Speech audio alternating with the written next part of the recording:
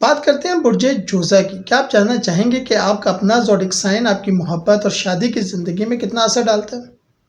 और क्या आप ये जानना चाहेंगे कि वो कौन से हैं जो आपके लिए बेहतरीन है? यहाँ पर हम आपको आपके ज़ोडिक साइन के हवाले से सिर्फ इतना बताएंगे कि कौन से बुर्ज हैं जिनसे आपको शादी करनी चाहिए, कौन से हैं जो आपको बर्दाश्त कर सकते हैं या आप उनको बर्दाश्त कर सकते हैं, और कौन से हैं जिनसे शादी नहीं करनी चाहिए। लेकिन अगर हो जाए तो फिर क्या रेमेडीज़ करनी चाहिए, उसके लिए एक डिटेल से वीडियो बना देंगे अगर आपकी रिक्वेस्ट हुई तो। अभी तो जस्ट हम आपको आइडिया दे रहे हैं ताकि आपको पता लगे कि कौन है जो आपकी ज़िंदगी में मोहब्बत, दौलत, इज़्ज़त, शोहरत लेकर आएगा, या कौन है जिसकी ज़िंदगी में आप लेकर आएंगे या आएंगी। शुक्रिया।